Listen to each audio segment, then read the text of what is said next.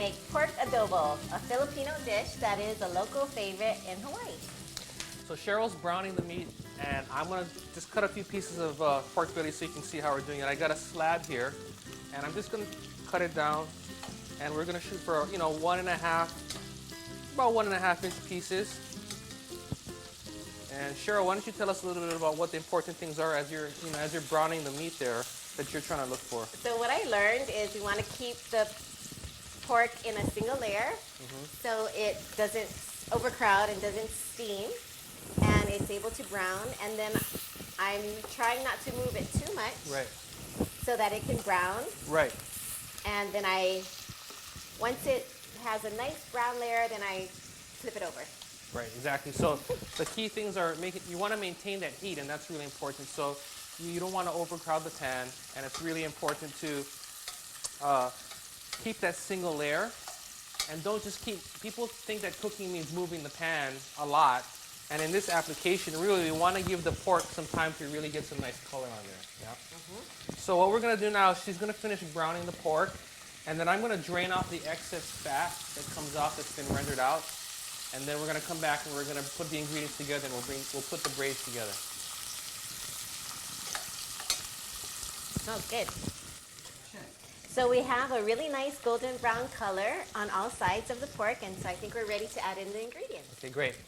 So the items that we're going to add in to make the adobo, we have 2 bay leaves that are going to go in there. I have some garlic cloves that we just smashed roughly and we put them in. Now I have some black peppercorns that are going to go in. Usually when I make the dish, it's a very rustic dish, so I'll put everything in. Now if you want to make a dish that's a lot more refined, what you can do is take those ingredients and tie them up in a piece of cheesecloth and put it in so that it's separate from the pork when the dish is done. Oh. Okay. Now we're going to add a little bit of water here. And then I'm going to add, this is distilled white vinegar that goes in there. And then we have shoyu that's going to go in. And go ahead and put that back on the flame. Now we're going to put that back on the flame. You can push it there, that's perfect. We're going to bring that up to a boil, and when it comes to the boil, all ingredients will kind of combine themselves together. And then we're going to bring it down to a simmer, and we're going to cook it very, very slowly and gently until the pork is fork tender. And that's, depending on the size of the pieces you cut, can be anywhere from 30 to 40 minutes. But the rule of thumb is 30 to 40 minutes, and you know it's done when it's fork tender, okay? So we'll see you in about 40 minutes. Bye. Okay, so we've had this on the stove simmering for just about 40 minutes, and I think it's about fork tender, so I'm going to have you test. Okay. Okay. Here it is. So I have a question. Yeah. If it starts to look like the water is evaporating during the 40 minutes, can I go ahead and add more water? That's a good question. Absolutely. Sometimes this cooks faster than you think it's going to cook, and so if it's not tender yet, add a little bit of water. You can also add a little bit of soy sauce, but you got to be careful. If you add too much, as it reduces, it becomes very salty. So the best bet is water. You can use chicken broth or a stock if you want to. That'll help give it some other flavor. But so I stuck my fork in just now, and and I pulled it out. Okay.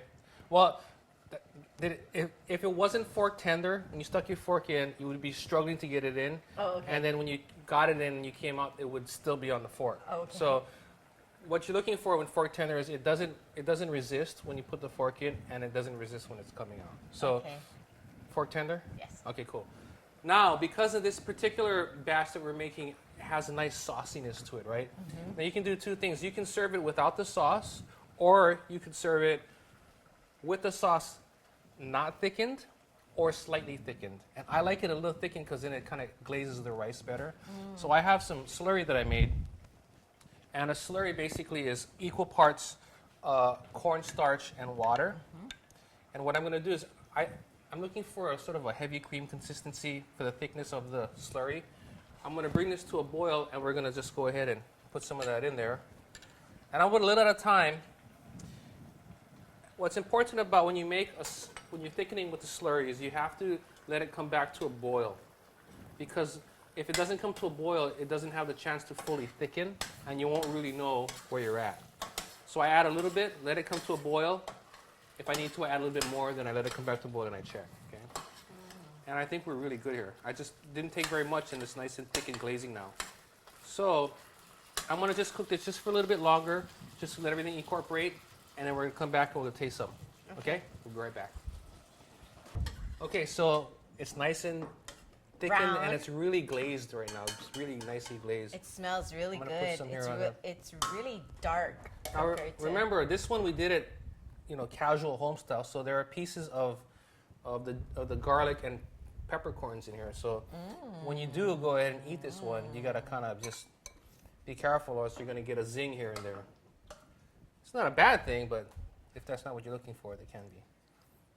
So there's I'm gonna put a few more pieces on here, and then I want to put some of that sauce on here. So this is the part I was talking about. I like to make it a little bit thicker so it has a glazing. There's a nice glaze on here. So I'm gonna put a little bit there. You see how nicely it coats now? Smells really good.